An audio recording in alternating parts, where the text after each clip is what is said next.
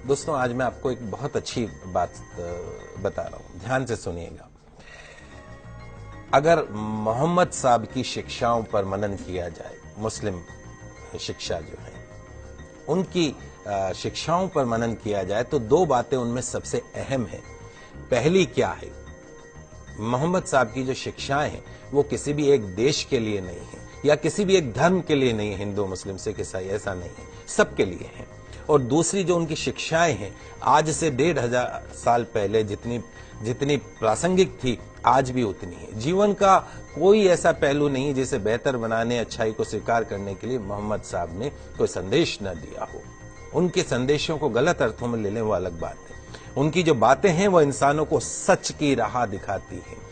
अर्थशास्त्र, इकोनॉमिक्स भले ही ब्याज को मूलधन का किराया, शुल्क या कुछ और माने, लेकिन जो इस्लाम धर्म में ब्याज को ममनू माना गया, अनुचित माना गया है।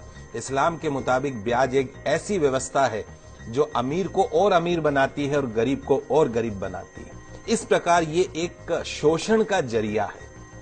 पवित्र कुरान स्पष्ट रूप से ब्याज को वर्जित मानती है।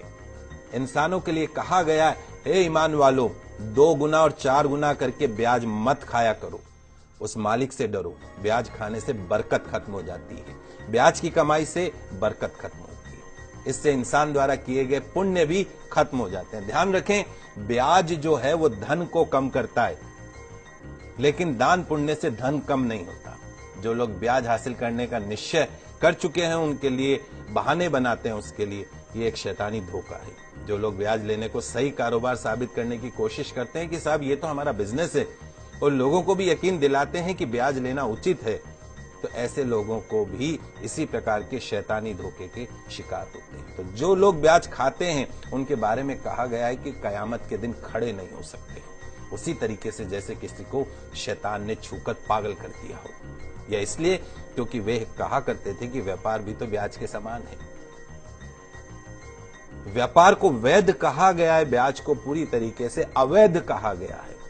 जो लोग इस हिदायत के बाद ब्याज लेना बंद कर देंगे उनका मामला हुजूर को सुपुर्द है, लेकिन तमाम जानकारी के बाद जो नहीं संभला, जिसने ब्याज लेना जारी रखा, उसके आगे नारकीय जीवन है, उसकी कोई मुक्ति नहीं। तो खुदा के वास्ते उस मालिक से डरिए और जो कुछ भी ब्याज में से शेष रह गया है उसे छोड़ दीजिए। यदि तुम सच्चे दिल से ईमान रखते हो, ना तुम खुद जुल्म करो और ना तुम पर जुल्म किया जाए। अगर तुम्हारे पास धन हो तो जरूरतमंद लोगों को कर्ज दो, उन्हें वापसी के लिए कम से कम इतना तो समय दो कि कर्जदार इंसान उसे आसानी से वापस लौटा सके, आत्महत्या नहीं करे।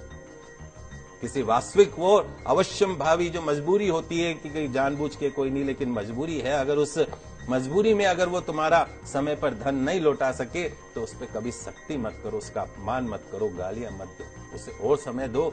रोजी कमाने का गलत तरीका, गलत साधन, गलत रास्ता मत अपनाइए। मालिक से डरते हुए, उसकी नाफरमानी से बचते हुए सही जायज हलाल तरीके अपनाइए। हराम रोजी के करीब भी